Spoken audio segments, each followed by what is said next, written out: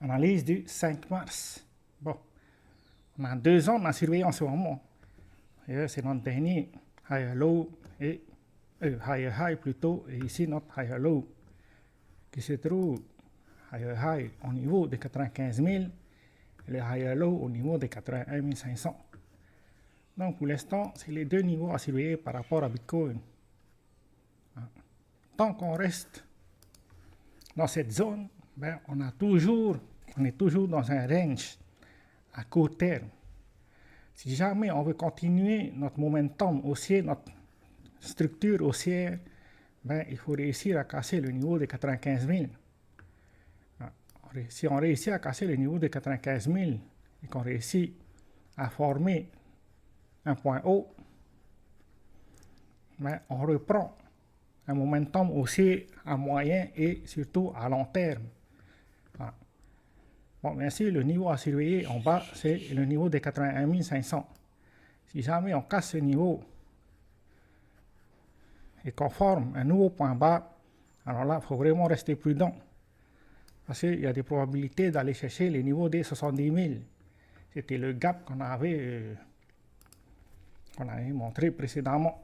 Je crois que c'était sur Coinbase. Là, ici. Donc, on n'a pas comblé la totalité du gap qui se trouve dans cette zone. C'est pour ça qu'il faut surveiller le niveau des 70 000 jusqu'au niveau des 70 000 environ. Donc, c'est les niveaux à surveiller par rapport à Bitcoin, surtout à long terme. Entre ces deux niveaux-là, ben, pour le moment, à l'intérieur de notre range, on a une structure haussière parce qu'on a cassé notre MSB hier, puis on a continué une tendance haussière à court terme. Et on n'a toujours pas cassé de structure, c'est-à-dire de cette structure-là qui est là ici.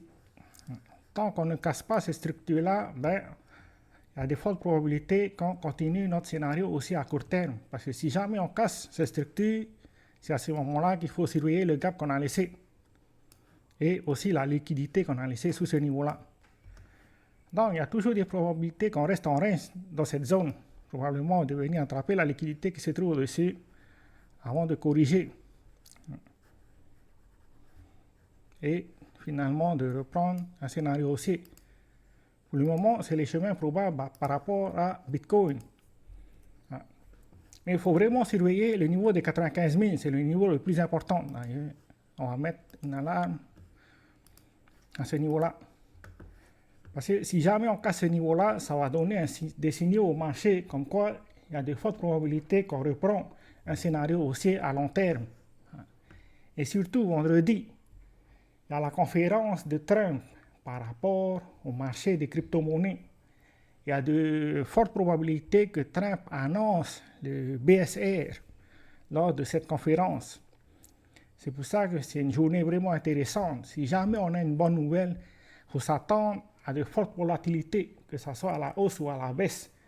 Donc c'est bon pour tous ceux qui sont en scalping, même ceux qui sont en day trading pour vendredi.